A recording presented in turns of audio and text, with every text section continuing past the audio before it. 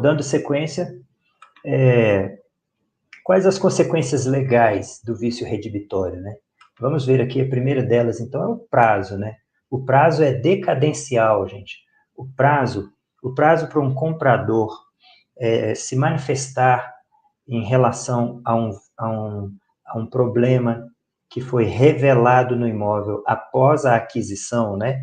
E que é decorrente, então, de um vício oculto, que pode ser classificado como um vício redibitório, é de 12 meses a partir da aquisição do imóvel. E aqui eu vou corrigir a minha fala. Não é a partir da aquisição do imóvel, é a partir da posse do imóvel, porque às vezes pode adquirir o imóvel e só entrar no imóvel, né, e só ter a posse do imóvel meses depois. E você só consegue constatar problemas que apareçam após a compra quando você já está no imóvel, quando você já está fazendo uso da posse do imóvel.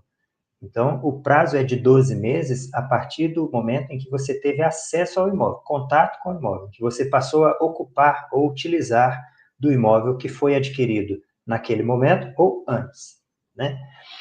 E esses prazos também, gente, existe uma exceção que é a seguinte: se o vício é de difícil constatação ou pela natureza do vício ele demore a se apresentar, então o prazo abre aí uma janela para uma exceção, que nesses casos o prazo passa a ser de 1 ano após a constatação do problema, ok? Após a constatação do vício.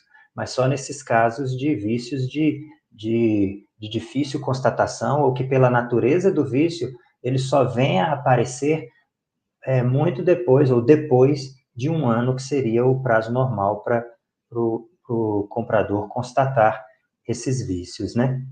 E vale lembrar, gente, se esse comprador já era ocupante do imóvel, então esse prazo cai pela metade. Então, se ele já era ocupante do imóvel, ele já conhecia o imóvel.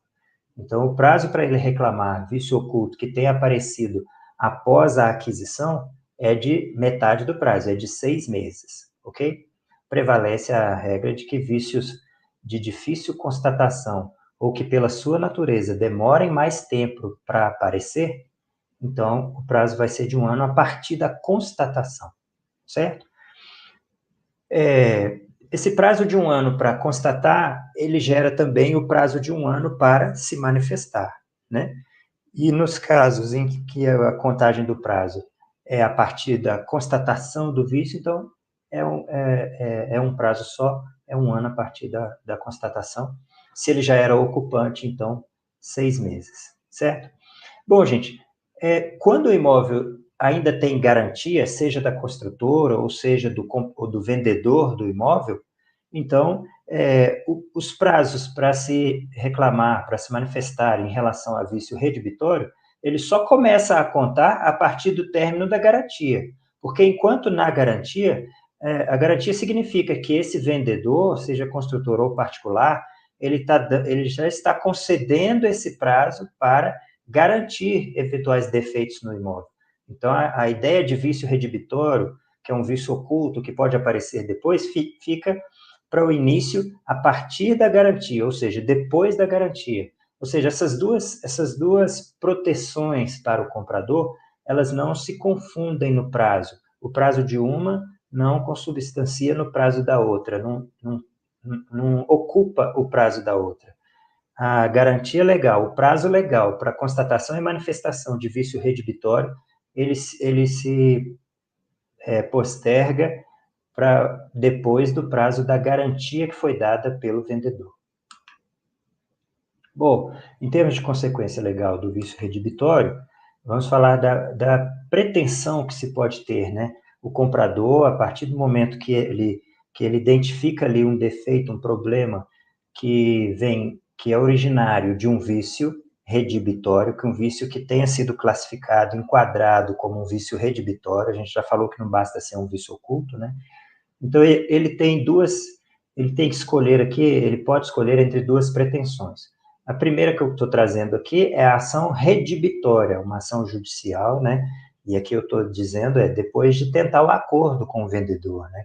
Então, ele vai buscar como pretensão uma ação redibitória que vai buscar rescindir o negócio e voltar ao status quo ante, ou seja, a como as coisas eram antes. Eu te entrego o imóvel e você me devolve o dinheiro que foi pago, mais os custos que eu tive com o contrato, né? Isso é voltar ao que era antes, é rescindir o negócio motivado na presença de um vício redibitório.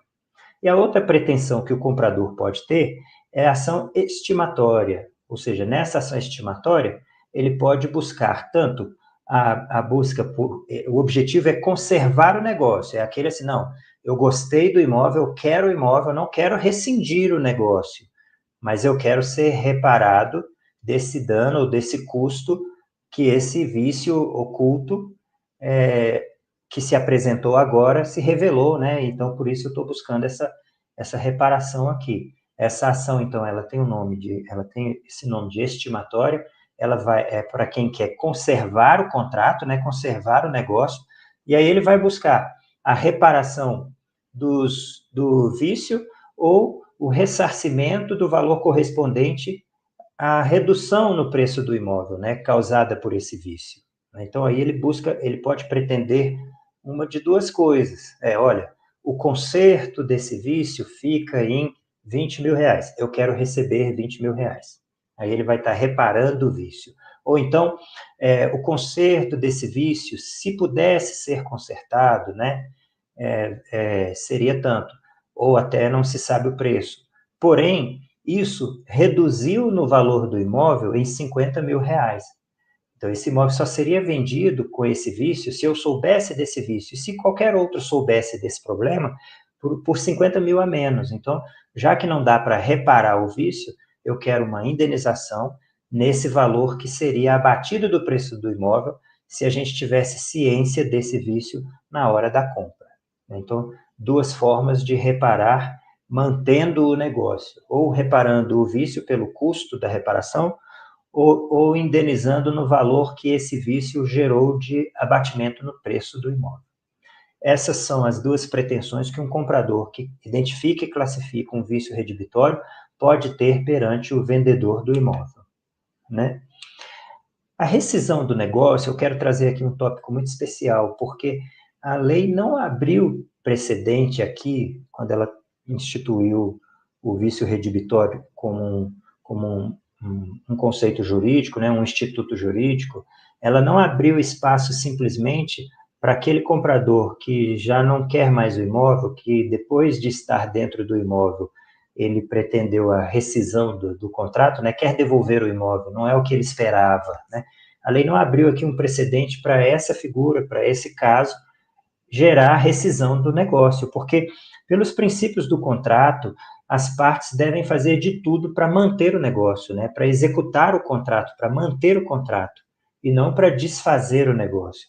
Então, nesse sentido, por boa fé contratual, as partes devem fazer de tudo para manter o negócio. E aí, se for possível corrigir o vício, essa deve ser a prioridade.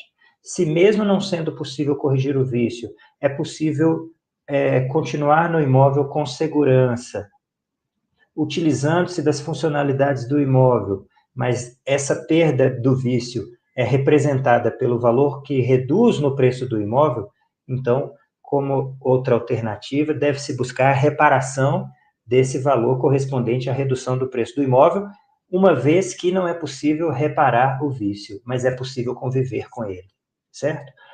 E por último, então, não havendo como corrigir o vício ou não se mostrando disponível para corrigir o vício, né, o vendedor, e ainda não se mostrando disponível o vendedor para indenizar no valor que esse vício reduz no preço do imóvel, então sim, não resta outra alternativa senão a rescisão do contrato. E aí a rescisão do contrato por vício redibitório significa devolver todo o dinheiro que foi pago, devolver o imóvel, né? E cada um fica como estava antes. O mais difícil de se chegar até esse ponto é que a essa altura do campeonato, o comprador também já fez benfeitorias no imóvel, o comprador gastou com mudança, com adaptação ao local, e aí esse prejuízo, como fica, né? E essa indenização pelas benfeitorias que foram feitas no imóvel? Isso vai complicar muito o processo e ainda vai exigir uma reparação maior do que o dano que foi provocado pelo vício. Então, vai gerar uma discussão muito maior nessa ação. E aí, então, por isso, essa ordem de preferência que as partes devem buscar para se alcançar a solução do problema, de forma que a rescisão seja a última hipótese e não uma faculdade simplesmente. Muito embora o Código Civil traga com uma faculdade no âmbito da jurisprudência, na lida dos magistrados, na análise de cada caso concreto, por outros princípios do jurídico, como, por exemplo, da boa-fé contratual, da manutenção, do quanto as partes devem fazer para manter os contratos, então, opera-se dessa forma, tendo a rescisão como última alternativa. Então, essas são as consequências legais a partir do momento em que se identifica, né, se constata um vício redibitório. Em que prazo e o que se deve buscar de reparação do vendedor é o que a gente viu aí.